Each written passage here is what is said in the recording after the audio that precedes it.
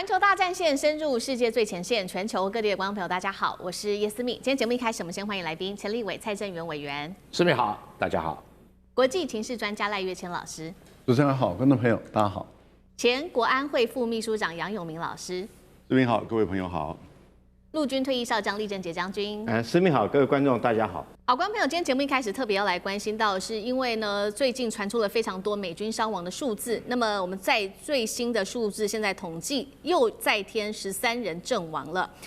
这个数字让川普也是吓了一跳。当然，川普在这个时候还是持续喊美国赢了。那么伊朗的部分则是出动了最强飞弹，狂轰美军基地。这场战事正在持续的升温当中。我们要赶快来看到这个是川普他最新又在对外喊话说美国赢了，但是呢，我们来看到数字并不是这样说话的。我们来看到这是来自于这个伊拉克的武装团体伊斯兰抵抗组织特别公布了美军的最新伤亡数字。他说对美军基地进行了31次的袭击，最新数字再添13名美军阵亡，数十人受伤。除了这个消息之外，我们还收到了一个最新消息，是在伊朗1日的时候清晨对美军驻科威特基地发动了这一场无人机袭击，伤亡程度远超过先前公布的资讯。除了造成6名美军的殉职之外，还有数十人也遭到了重挫，伤势非常的严重，包括了脑部的创伤、灼伤，还有炮弹炸开瞬间造成的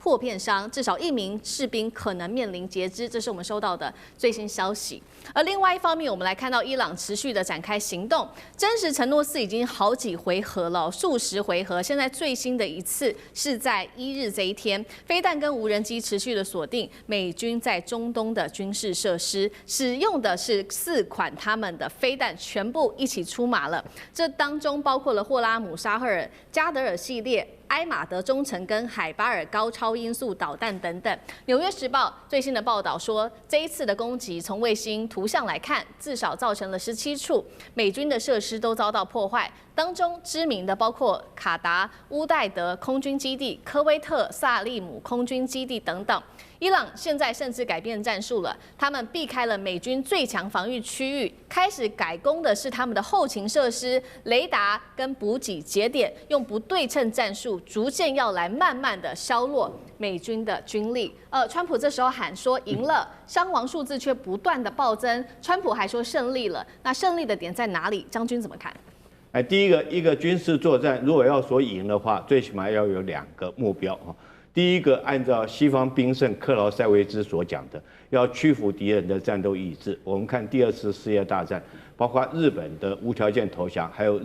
德国的战败投降，都是接受同盟国的条约，屈服他们的战斗意志。第二个，你要达到你的战略目标才能够说是你赢了。那这次美国发动这场战争，很明显的，我认为它的战略目标第一个就是要推翻伊朗的神权政体，建立一个亲美的政权。那第二个来讲，就是要伊朗去除它的这种长程的战略导弹或者是它的这个核武设施但是我们看到这2个战略目标美国到现在虽然说花了很多的武器，可是也没有到目前为止并没有达到。那为什么川普在礼拜1的时候他就说这场战争已经结束了，但是礼拜2我们看到伊朗加大力度，又再一次的打击。那今天川普又冒出这句话，说我已经打到我该打的目标了我该攻击的都已经攻击了，消灭差不多打了这个5000多个目标。那这场战争大概已经快收尾了。我认为川普会讲出这种话，就会川普的赢学，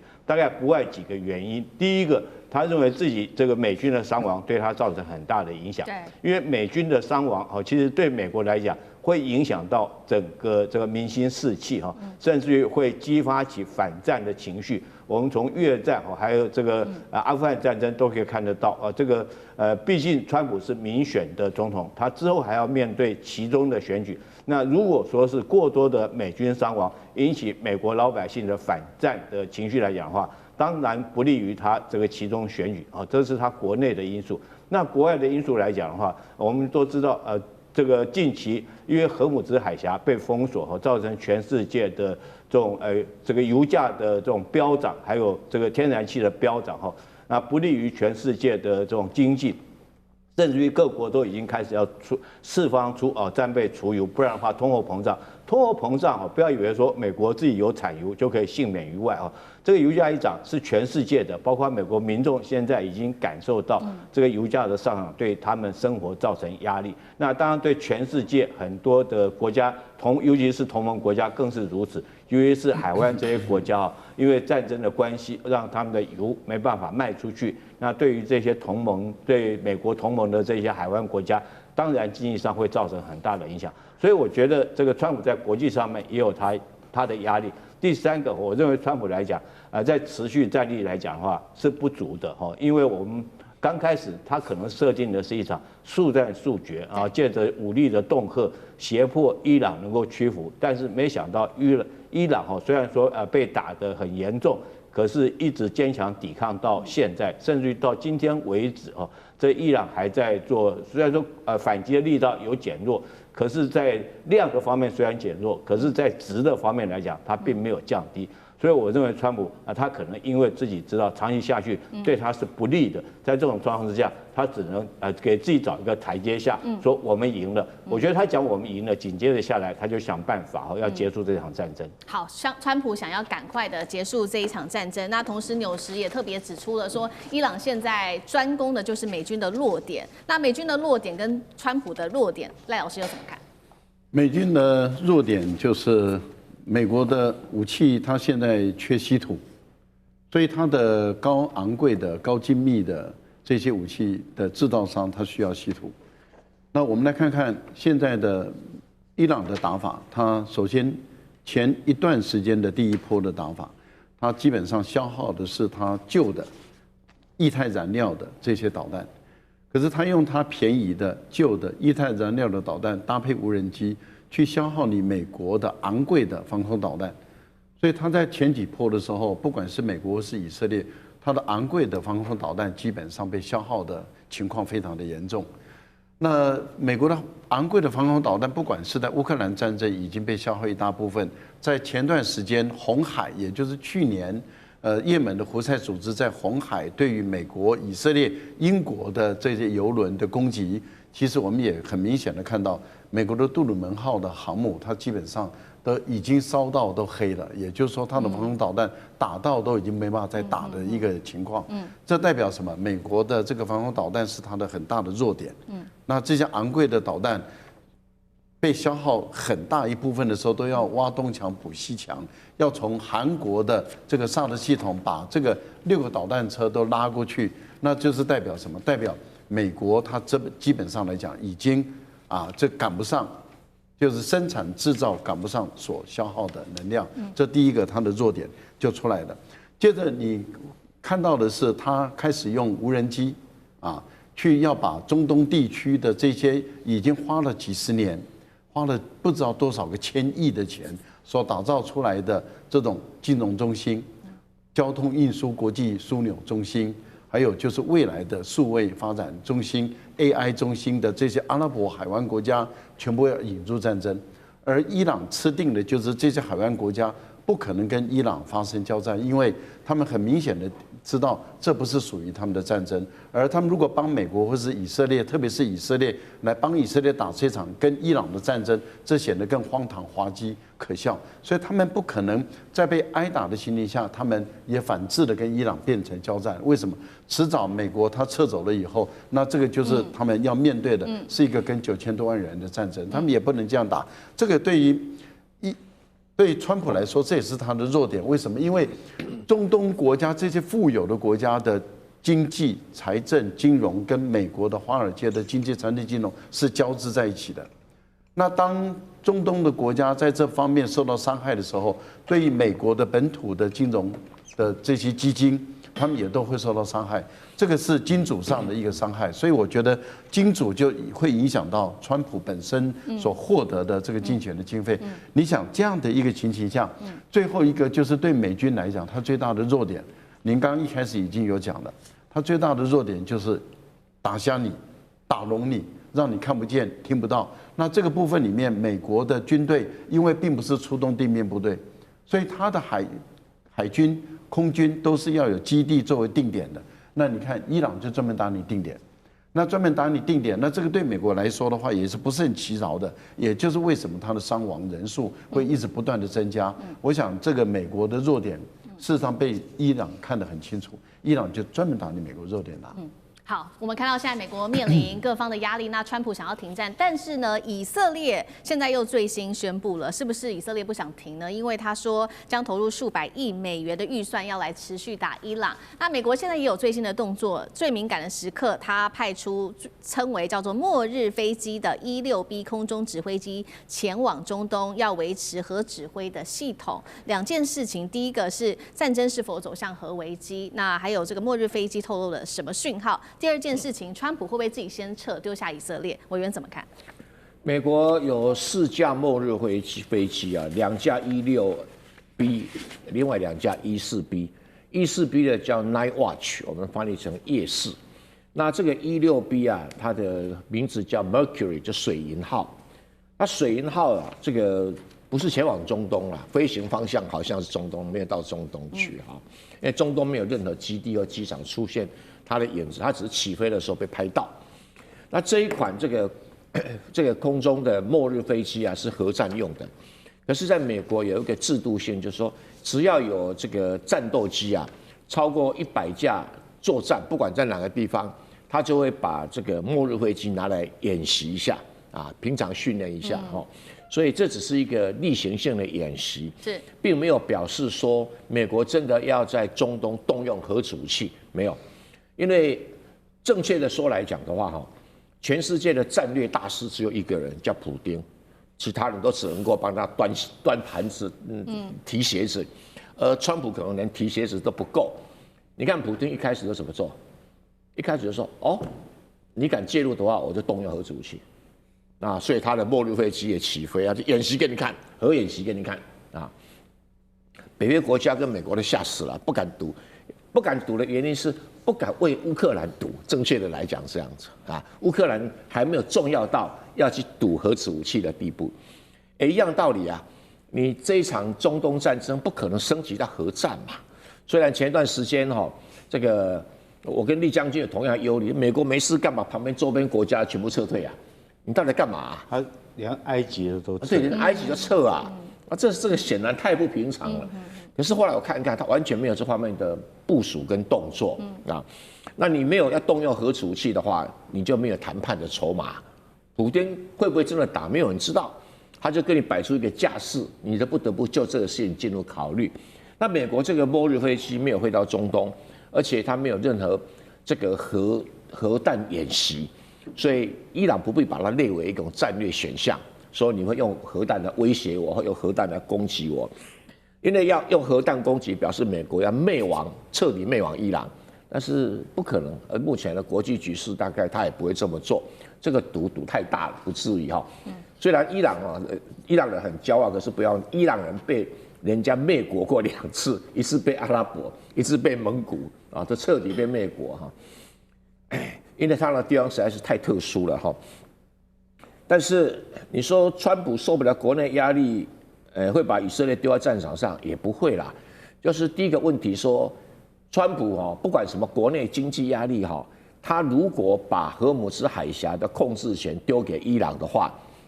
他共和党别选了。对，因为美国不管民主党、共和党所有的总统共同的政策就是要控制伊朗在中东不可以称霸。那伊朗如果控制了荷姆斯海峡，就会中东称霸啊，这个循环的一个过程哈。所以这个美国现在最新消息说，他要占领荷姆斯海峡，就跟后原先预判的一样哈。会不会真的占领我不知道啊，但是他也开始有起心动念要占领荷姆斯海峡了哈。那接下来就看本事啊，因为我觉得川普他不是一个战略大师，像普丁这种，我愿意死多少人来达成什么战略目标。他这是一个小生意人，我今天6个人呢，我死了13个人呢。在一场大战里面，这13个人算什么零头啊？你普丁会算这种东西吗？不会的啊！所以这是个小生意人哦。那现在在美国要达成的战略目标，他自己也不太清楚啊。他只要举个例子，美国当年的他的总统下令轰炸南斯拉夫是炸78天，硬是把南斯拉夫政府炸垮。所以有人讲说一定要派兵，其实不是，那是伊拉克跟那个阿富汗的历史，还有另外一个历史更经典，利比亚2011年轰炸几天，220天，硬是把格达费给打垮。因为你如果没有这么久、这么大量的轰炸，利比亚轰炸次数多少？9700次，动员25000次。那轰炸结果呢？其他的反对势力才敢起来推翻他。那你今天靠伊朗国防军来推翻，你才炸个几天？哎，算了，这种叫小生意人的算盘哦。所以川普根本不是那种美国历史上那种有战略眼光的总统，比普丁差太远了。好，那另外一方面，难道现在是伊朗主要在掌握目前的战场节奏吗？因为最新他也提出了3个停战的条件，是终于提出来了。除了提出3个停战条件之外，他是否在暗中暗示说这背后还有中俄在帮助他呢？因为呢，伊朗总统最新对外宣告说，他有跟俄罗斯，还有另外一个是中国大陆的。关系密切的巴基斯坦通话，那他也提出了3个停战条件，包括第一个要承认伊朗它的合法的权利，第2个美国跟以色列你要支付赔偿金，最后一个是国际社会要提供安全的保障。所以现在目前战场看起来，难道是伊朗在主导吗？这背后伊朗它是否在暗示有中俄的力量在这后面？杨老师怎么看？这个战争，川普当然还是强调是他决定嘛，哈。但是他决定之前，他可能会跟以色列商量。那然后呢，也大概会跟他的金主，也就是要看那个油价或者是股市的线的变化。然后呢，同时他当然也要看伊朗这边跟美国的对抗达到了什么程度。所以你说最后还是谁决定呢？如果真的还是川普决定的话，但是真正影响他的还是伊朗、油价，还有以色列。以色列现在看起来很强硬哦，又觉得这是一个难得的机会，所以绝对不愿意退让。尤其内塔尼亚胡还跟他的自己本身政权的稳定跟维护有关系。那伊朗现在提出就是佩泽斯基安这总统提出来3个，就简单的说，他就是要你道歉，赔偿，保证。美国怎么可能做得到？所以我觉得短期内根本不可能会有那种美国跟伊朗在谈判桌面前坐下来的这种机会。那伊朗现在也强调，我就是跟你打这个不对称的消耗战。对。那什么叫不对称？它不只是武器的不对称，它也在地缘跟地理上的不对称。武器指的是它就是透过它的无人机跟弹道飞弹，不只是针对以色列美军基地、海湾各国，那尤其是在威胁荷尔木兹海峡。那地理上呢，就是荷尔木兹海峡的这个地缘位置，最短最窄的地方只有33公里，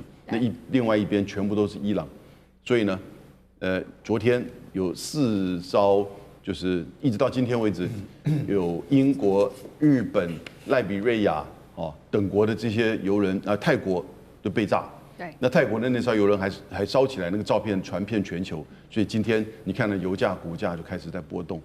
所以大概。然后呢 ，IEA 就是要求大家就释放这个战备储油，美国已经释放了4成，1.7亿桶，大概都可以维持1个月到1个半月。所以我们现在看战争哦，看就是3月底以前，那如果3月底以后还在持续，那这个事情就会变得更严重，因为就要释放更多的战备储油。那这个时候呢，油价的变化以及以色列的压力，以色列持续还会有被轰炸的压力，对川普就会产生很大的影响。至于中俄有没有影响，我觉得到现在为止，都没有任何的媒体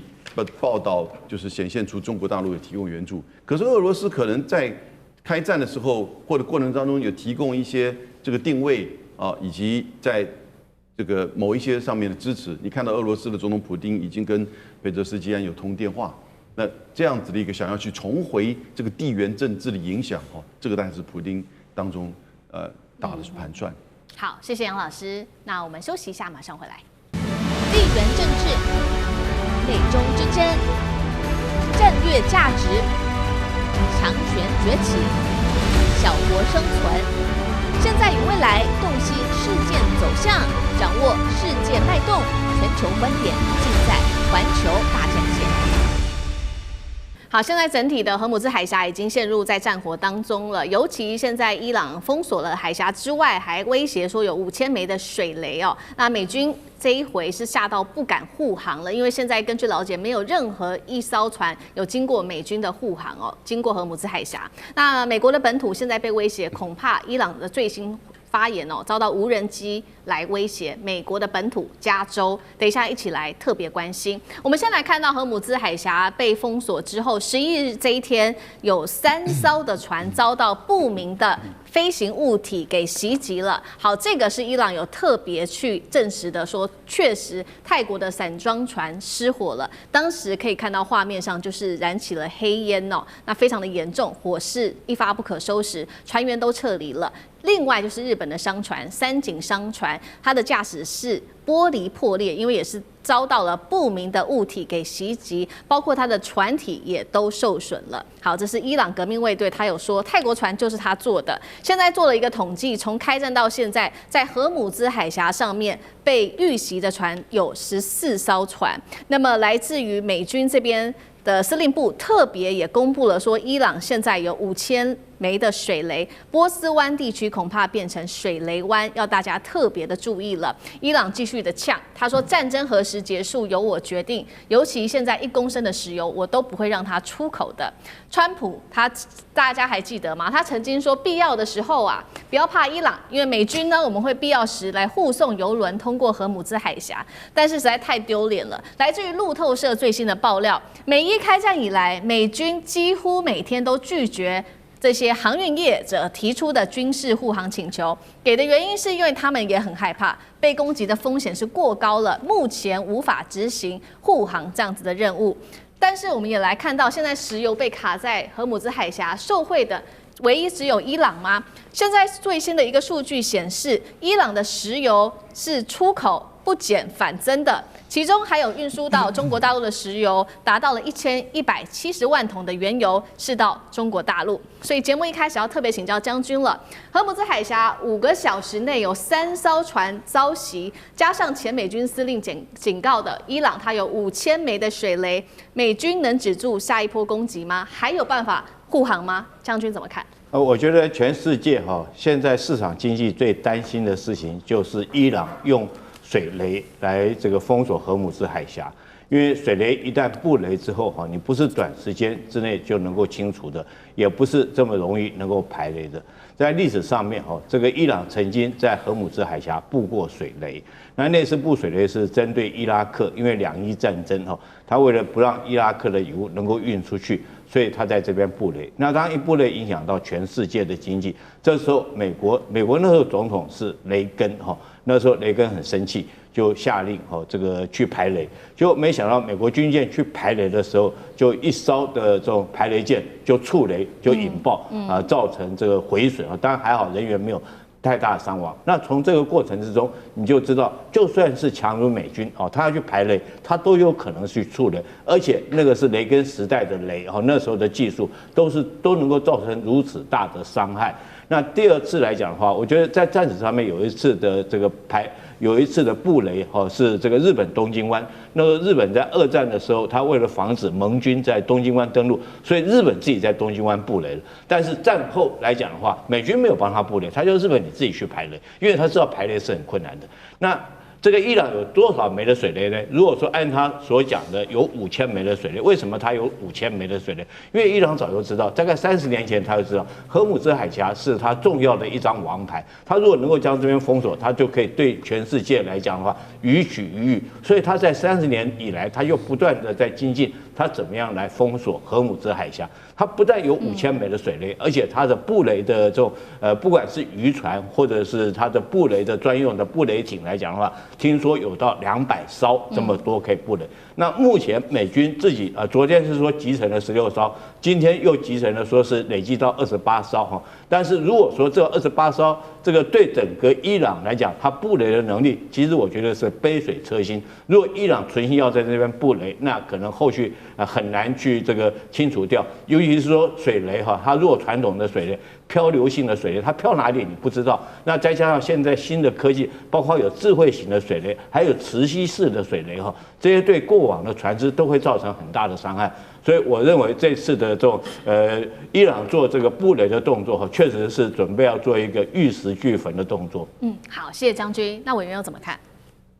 不过这个伊朗的油轮并没有经过荷姆斯海峡，这个大家一个很大的误解。伊朗现在还在卖石油，可是它不是经过荷姆斯海峡，它是把它的油田的确在波斯湾里面盖了一个1000公里长的油管，送到荷姆斯海峡外面阿巴斯港的外面那个地方有一个新盖的港口叫加斯克港，那个加斯克港是专门帮这个伊朗的石油运到那个中国或者其他地方去了哈，但美国并没有封锁它，没有，所以它还可以继续卖哦，所以它就不用经过荷姆斯海峡，它用水雷就可以封锁。那我是觉得哈，这个美军的前欧洲司令太逊了哈，但是5000颗水雷你就觉得很困难，你这个打什么仗啊？回家吃晚饭，这个一点用处都没有。美军就这么烂，训练出来军官这么差，你叫解放军说5000颗水雷，解放军说这。会不会太小儿科了啊？真的是如此啊！这对解放军一点问题都没有啊！这美军实在很差呀，一代不如呀，总统不如呀，是那个司令也不如了啊！那你说哦，封锁了以后啊，炸了几条船？2伊战争的时候炸了450艘船。那当时雷根总统就跟他不一样啊，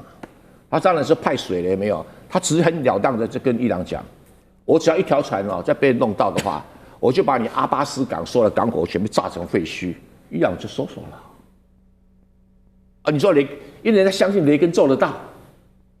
那伊朗怕啦，因为阿巴斯港炸了以后，他们几代人都不要吃饭了。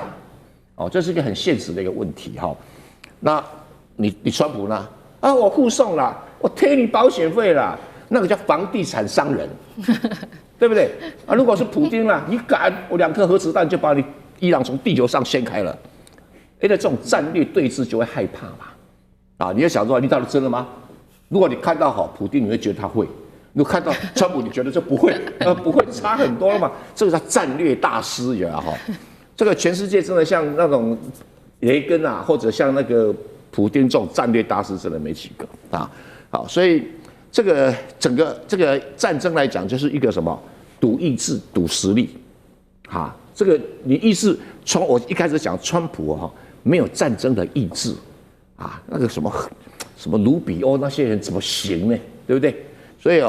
应该这么正确的讲，应该是什么啊？你现在美国不是没有战争的能力，你有，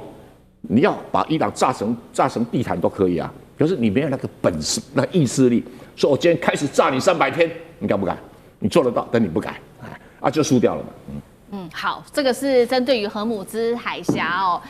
的这个攻击行动，来自于伊朗最新的说法。那另外一方面，我们也要看到，现在其实让西方国家很担心的是说，会不会现在全球各地会引爆所谓的圣战扩大的风潮？因为呢，来自于美国的 FBI 最新做了一个事情，他说伊朗拟定了用无人机会攻击美国本土，而且是加州会成为攻击目标。伊朗也直接喊话了，他说官媒点名是来自于伊斯兰革命卫队，说暗示呢会攻击美国的6大科技巨头，当中包括了 Google、微软跟辉达等等哦。再来就是实际已经发生的攻击行动，我们现在来看到几起哦，包括了第一个这个杜拜机场遇袭，4个人受伤。那伊朗说了，接下来还会锁定银行。再来是华府现在提高戒备，因为这场战争，但是没有想到最新消息有一辆箱型车在11日清晨冲撞到白宫的围栏。再来是纽约市长官邸出现可疑装置，附近公园开始做疏散的动作。美国驻多伦多的领事馆遭到枪击。现在加拿大的安大略省的省长也暗示这一起行动是跟伊朗有关系的。那老师怎么看这一些各种的攻击行动？美国本土是否可能会失守？老师怎么看？我觉得不能小看 FBI 的警告啊，因为我们都知道这种无人机它的发射架可以很短啊，它并不是都一定要在机场的那种长的这个跑道里面发行的。我们看到很多陆军所使用的战术无人机，就是一个发射架就直接一个角度就能够推出去了啊。所以把它装在这个伪装的各种轮船里面，货轮、货柜轮等等啊。那现在的问题就在于说 ，FBI 掌握到这个情资，现在 FBI 的难度是在于是伪装成为哪一艘船，那艘船现在在哪里？是1艘还是2艘还是3艘？那目前来讲还这个情资不够，所以我个人是认为说 FBI 应该再投下更多的钱，啊，因为这个钱不能吝啬，不能少了，因为他的确需要情报资料来告诉，因为重赏之下一定有勇夫嘛，一定需要有人提供情报资料，他才能够锁定在哪一艘船。为什么？因为如果说这个情报是正确的，也就是说，伊朗已经的革命卫队已经把他的无人机已经送上船了，然后这些货轮也可能挂外国国籍的，可能巴拿马国籍的，也可能维吉尼亚群岛的等等的，我们也不知道他是挂哪一个国籍的船。如果已经目前他的情资说很有可能已经到了墨西哥湾，如果在墨西哥跟加州的这个也就是这个边界线的外海上，如果有。他从船上发射出去，那如果一次一次出去的几十架，他往这个矽谷这个地方来攻击，只要成功的，那这个影响很大。所以纽森也不敢掉以轻心，他已经跟国家的国土安全部门已经在开会，而且他们要确保加州不要受到攻击。如果说加州的老百姓，或是加州的硅谷，或者是比较重大的银行，或者是这一些这个您刚刚所列出来的微软、谷歌等这些，如果说他们本身有受到攻击的话，那这个真的是很大的事，而且是美国很大的事，也是全世界很大的事。我觉得这个真的是不应该掉以轻心啊，这是第一个部分。第二个部分里面，我们很明显的看到的一个部分就是说，伊朗要把中东海湾国家这些富裕的国家拖下水。然后让他们来去给美国川普施加压力，我觉得这个战略会是有效的。为什么？你看川普这从9号、10号、11号，今天我不晓得3天他的改口3次，这代表他一直受到很多的影响，所以他翻来覆去，然后到最新的一次就是肯德基的这次的演讲中，他说我随时可以宣布结束，因为我们已经赢了，那就是代表什么？他本身承受的压力很大，所以他已经被影响了，他反复犹豫不决了，这代表已经很多人给他施加压力了。所以我个人觉得，伊朗的这个战略事实上是已经有一点效果了。是，好，那我们同样的问题，杨老师又怎么看？就是你刚刚看到蔡委员说，川普没有战略，他连战术都没有，然后他也听不进去那些专业的国安或者是军事的建议。一意孤行，被以色列牵着鼻子走。那他也成功达成了一个精准的斩首行动，所以他是可以宣布胜利了。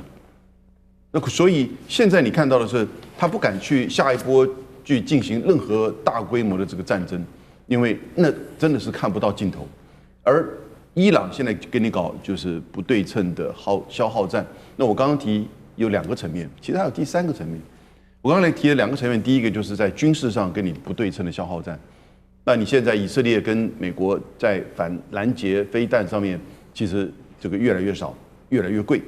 第二个就是你在地缘上，荷姆兹海峡的这个跟你不对称的消耗战，你油就是出不去嘛。那过去我们看到历史上，21世纪以来3次的油价飙高，都跟伊朗、都跟荷姆兹海峡无关。那这一次真的是荷姆兹海峡被封锁。到现在为止，而且还真的船只被打到，那他就给你消耗。那第3个不对称的消耗战就是，现在的伊朗根本已经是被你打到这个，就只剩一条裤子穿了，而且他在整合他自己内部的这个统治、治理，甚至各个层面，那政治经济跟民生也不断的被你消耗。那可是呢，你愿意跟他这样打下去吗？那消耗下去，除非你愿意进行全面性的攻击，你最后你拿不到任何的东西。所以我觉得川普应该要看准时机点，你就是已经宣布胜利了，其他的这些问题我觉得都是小问题，然后呢，至于说伊朗后来怎么样，他的变化很难讲啊，说不定他真的坚持不下去，说不定他回到原来的那个态度，那又重新回到谈判桌，也许不是跟你美国，说不定跟欧盟，说不定跟沙特，说不定跟中国谈判桌，他会回去的。好，谢谢杨老师。那我们休息一下，马上回来。地缘政治、美中之争、战略价值、强权崛起、小国生存，现在与未来洞悉事件走向，掌握世界脉动，全球观点尽在环球大战线。伊朗的持续猛攻，现在是让以色列也怕了吗？因为我们来看到一些行程哦，包括了川普的女婿决定取消去以色列的行程，原因是什么呢？那另外一方面是美军现在说要进攻在伊朗夺它的浓缩铀。但是被形容专家说这个是地狱难关啊，你会有去无回。今天就这些议题，我们一起来做关注。好，现在呢持续来看到的是，不只是荷姆兹海峡出事，以色列也成为目标哦，而且呢，它的铁穹似乎也挡不住于来自于伊朗的攻击。现在网络上面有非常多的传言说，以色列总理纳坦雅胡已经被伊朗的飞弹攻击处决的消息。当然，这消息一出来之后，是立刻被以色列的官方否认了。但是原因会有这么多的传言，也是因为有超过1周的时间，纳坦雅胡其实都没有在公开的场合露面。那另外一方面，我们要来看到一件比较奇怪的事情是，川普的特使魏科夫跟这个他的女婿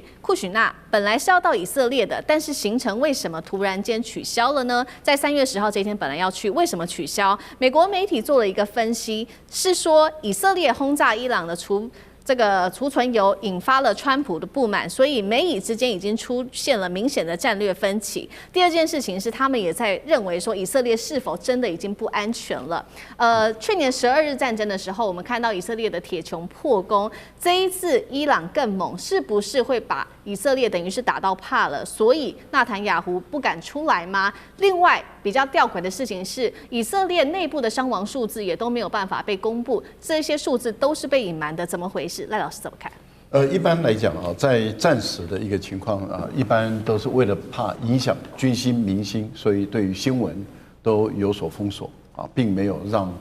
民众知的权利得到完全的满足。这主要的是怕影响这个军心民心，对于这个执政者造成不利的一个情况。以色列事实上在战争的期间里面，它就会启动战时的新闻管制，所以您看。任何以色列被打到的画面，基本上几乎都流不出来。那也就是以色列禁止所有人把新闻画面，而且要用法律来苛责。也就是说，他们的网络间谍、网络警察都在搜索。你如果从以色列境内拍到的影片，你透过以色列内部的这个新闻媒体放出来的话，他的网络警察一找到就到你家去把你抓起来了。所以你看不到以色列所有的画面，它完全封锁。所以你等一般来讲都只能远距离被拍到而没有办法在以色列的国土内说，我今天我是以色列的公民，我看到我的家这边或者附近被炸了，我把影片拍下来录下来，我在我的社群媒体上播放，不可能的事，因为这是违法所以目前来讲，所有的人对于以色列它本身到底它的公家机关、军事机关、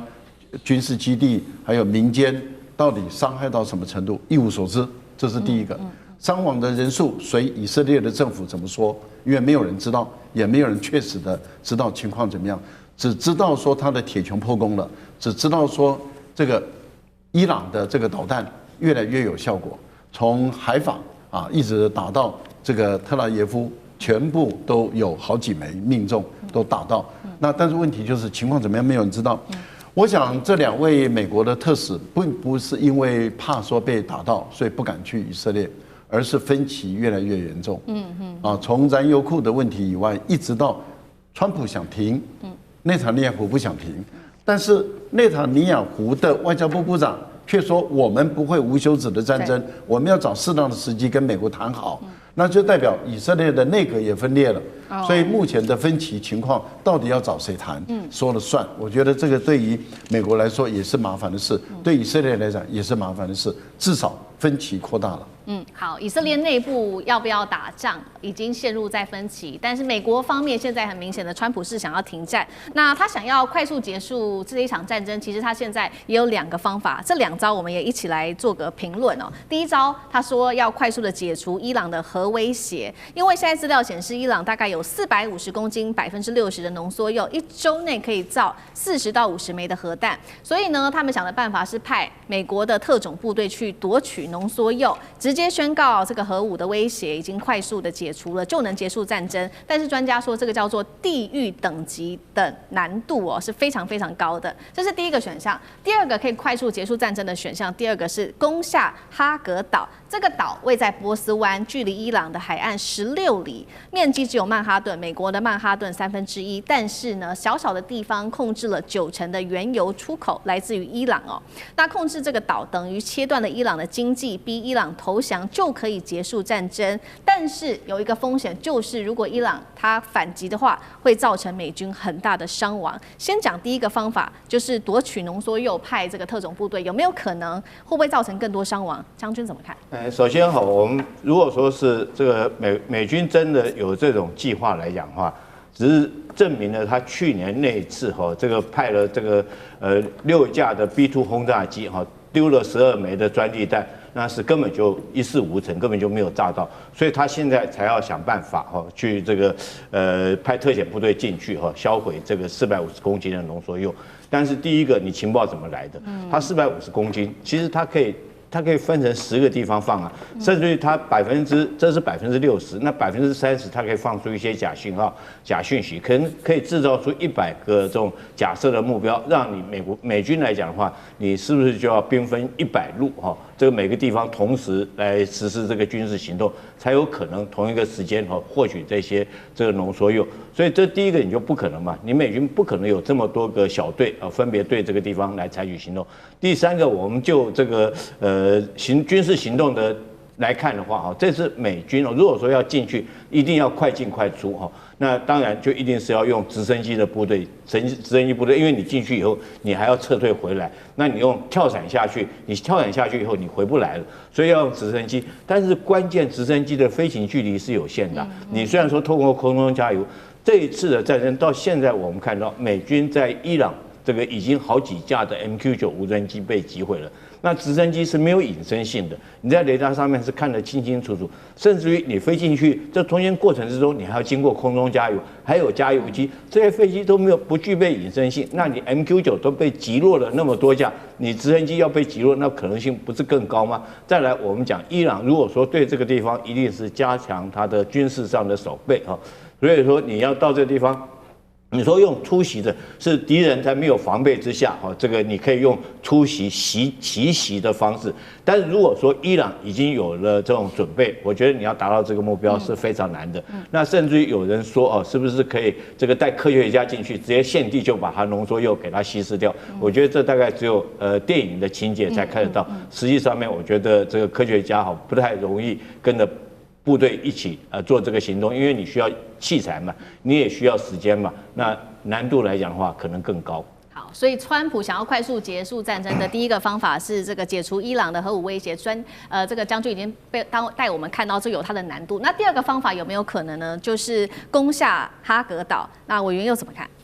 哈格岛不是不能攻下，因为在2伊战争它也被伊拉克攻过啊，所以攻这个没有什么特别的战略目的啊。你说哎呀，让伊朗的油不能卖，你去外面那个安曼海那边直接封锁那个，刚才我讲的贾斯克岛不是更简单？这港啊港了，对港了，贾斯克港不更简单？轰炸阿巴斯港不是更简单？那简单的不做，你搞那么复杂的，除非你真的要占领赫尔姆兹海峡，他占了赫尔姆兹占几个岛就下来了吧？哈格岛还有那个克什岛。还有那个赫尔姆兹岛就占领下来，因为伊朗能够控制赫尔姆兹海峡，就靠了这几个岛屿上面去装导弹跟无人机来打你嘛。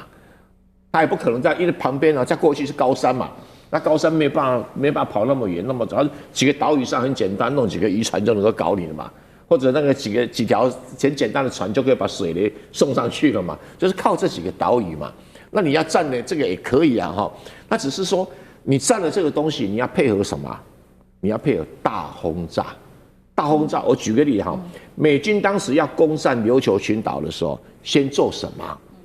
先做大轰炸，台北大轰炸，高雄大轰炸，还有呢，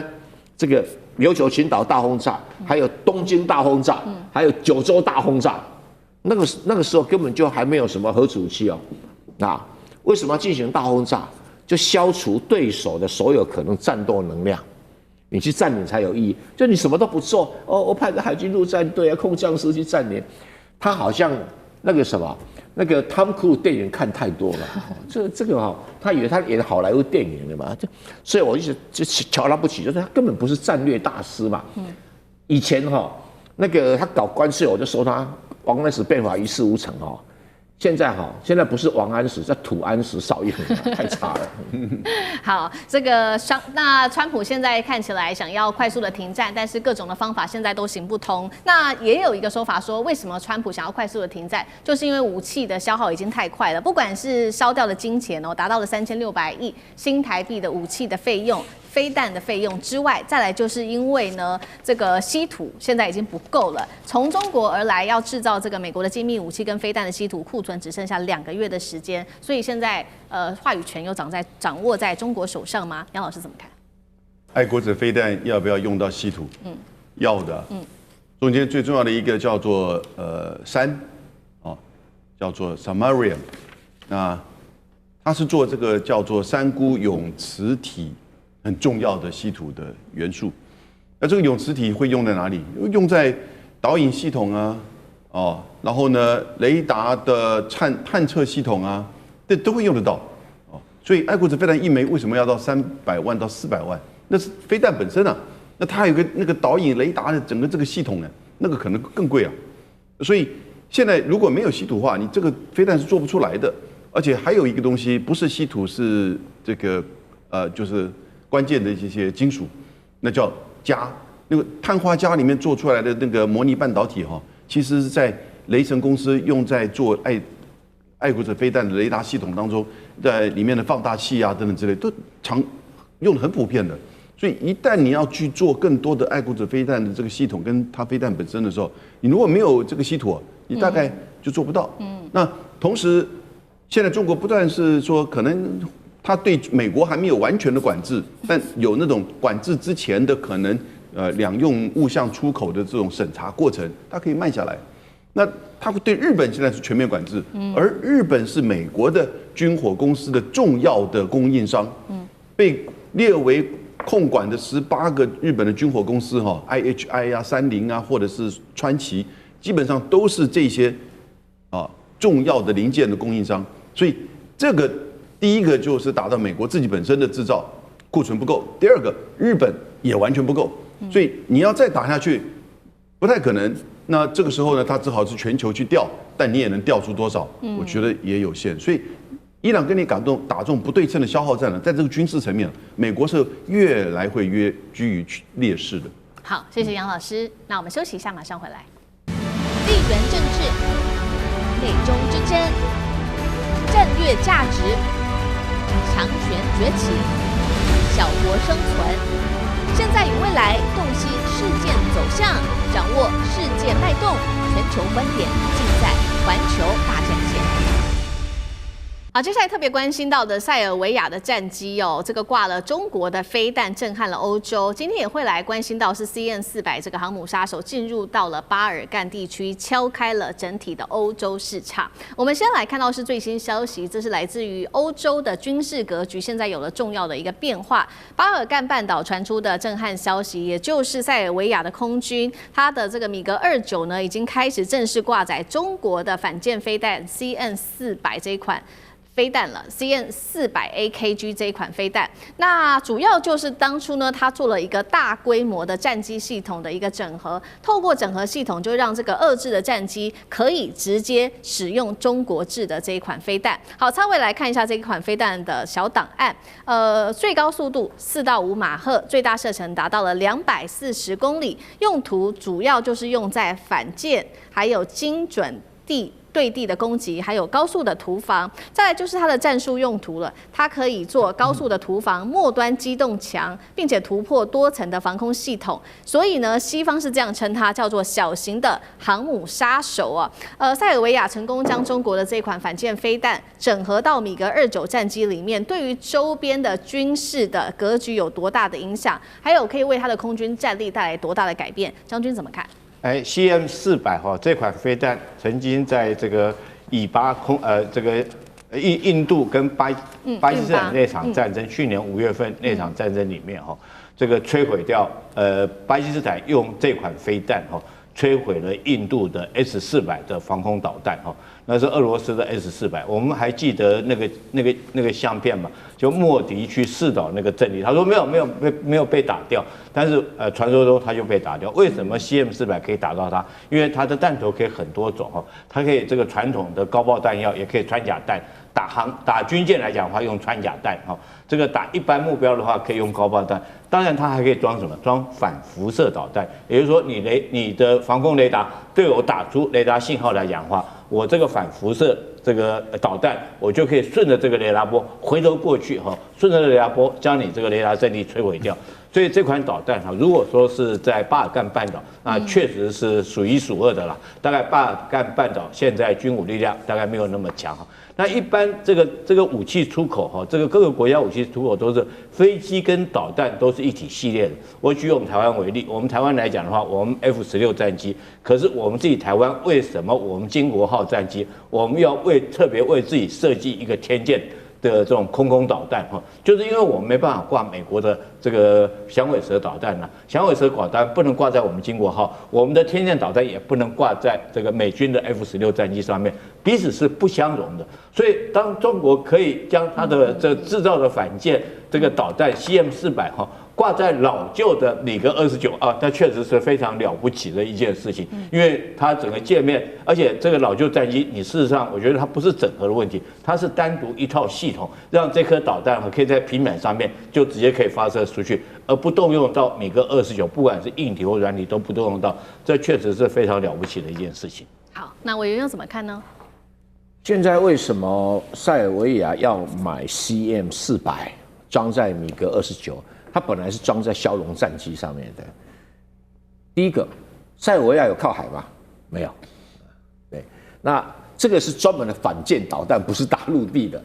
那所以他干嘛？他想要控制亚得里亚海。那为什么想要控制亚得里亚海？因为他为了科索沃问题，一直跟阿尔什么巴尼亚是不是哈没搞好？那阿尔巴尼亚就是靠近亚得里亚海，好，所以我觉得他的战略目的很清楚，就是要去在亚得里亚海跟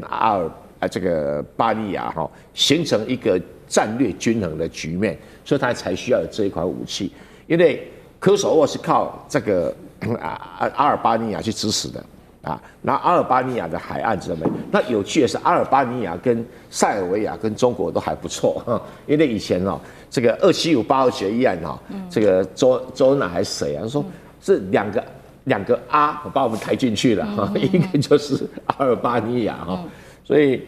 这个局面就战略上就有点的复杂。第一个，中国只卖给巴基斯坦跟他哦，跟塞尔维亚没有卖给任何人哦。而且它是一个很不错的反舰导弹，不过打航母是有点的夸张啦，但打一般的这个军舰是没有问题啦哈，因为航母的那防护网比较周密嘛哈，那你米格29要飞得靠近的不太容易哈，啊这个可能要靠那个歼16以上的战机啊去装那个鹰击啊21也比较实际一点哦，但是它的确是打300公里内能够有效，那为什么打300公里？因为它的国界啊，离亚得里亚海哦，刚好是150公里，所以这个计划就很清楚了。好，这个是第一款武器，也就是塞尔维亚特别融合中国大陆的武器。那第二款，我们等一下请赖老师来看的，这个是 LS6，它是什么呢？它是一款精准导引炸弹，能够进行远距离的滑翔打击。为什么要来整合中国武器？赖老师要怎么看？我觉得道理很简单啊，中国跟南斯拉夫的关系是非常的密啊，这是很多年的历史。我们看到中国南斯拉夫大使馆被炸啊，这个事实上对中国大陆来说永远不会记得，不会忘记啊这个历史的教训，而且也不会忘记是北约怎么把中国大陆这违反联合国的公约，维也纳公约啊，大使馆不能炸，他们炸了啊。所以中国跟塞尔维亚，因为之后南斯拉夫后来就分裂嘛。那么这边就叫做塞尔维亚，一个叫科索沃。大陆跟塞尔维亚就结成非常紧密的一个关系，这个紧密的关系是包括武器的合作在里面。前段时间塞尔维亚北约跟美国又想要去侵犯塞尔维亚，想用空炸的方法再度的复制他们以前对塞尔维亚的空炸的方式，逼得塞尔维亚完全服从于北约的领导啊。那个时候，中国大陆就用这个运20，把它的这个红旗的导弹都运到塞尔维亚。那因为这些红旗导弹是有效的防空制导武器啊，所以构成了北约美国不敢对塞尔维亚动手。现在我们看到的，把这样的一个空对地、空对海、空对舰的这个导弹卖过去，把滑翔弹卖过去的话，而且中国大陆本身是有效的能够整合这些米格的武器，最主要是因为大陆对米格、对苏凯都很熟悉。所以对于它的这个挂弹的作战性能很熟悉。那中国大陆本来在制造国防科技工业的时候就没有采用排他性的，是采用的是相容性。你看，不管是北斗，中国并没有排这个 GPS， 可以跟GPS 相容，也可以跟欧洲的伽利略计划相容。那你看中国的鸿蒙也是可以跟各种手机搭配，不像美国的这个苹果是排他性的，而中国是采用相容性的。这种相容性的武器会让中国大陆更有效的卖到世界各地去。所以我个人觉得，以现在的中国跟这个塞尔维亚的军事合作关系，就显示出塞尔维亚对中国的依赖就会越来越重。那中国在南欧的影响力就一直有一个很重要的一个据点在。所以我们看到塞尔维亚其实就这些年来早就已经开始采购中国大陆的武器。那除了刚刚赖老师帮我们特别看到的红旗系列之外，还包括这个无人机，像是翼龙等等哦。那塞尔维亚会不会成为接下来中国武器打入中东欧的一个重要敲门砖？老师要怎么看？这当然了。第一点，中国的武器便宜，中国的武器精良，而且还很多经过的测试。你看，就是巴基斯坦跟印度的空战。那第二个，刚才廖老师讲了，中国武器发展的系统，它的包容性够。那如果你原来用苏联或者是俄罗斯的这个系统，其实你这个去混搭中国的武器，其实是做得到的，而且可以去调制出来。那是第二点。那第三个就是，大概除了很少数的美国很紧密的军事盟邦之外，他们不会在军事武器上去跟你做排他性的这种使用。就我用美式系统，我就不可能用这个中式的系统。你在欧洲的部分地区，你不要说离开了欧洲之外，非洲或其他地方，那中国的系统可能现在比美系的这些军武要更为有用了哈。尤其美系现在一直交不出货哈，我们台湾就是受难者之一嘛，对不对？所以如果是在欧洲地区的话，虽然它有一些国家是北约的承盟哈，但是它自己本身的军武是自己掌控。举例，像是匈牙利、斯洛伐克，会不会是接下来可能在部分的武器上去整合使用中国的武器的呢？我觉得可能性很高哦。那现在看到另外就是西班牙这一阵子跟美国闹翻了，然后呢，他又去引进了中国的高铁啊，很多这些太阳能板呐电池系统进入到整个西班牙的工业里面，会不会从工业经济到军武？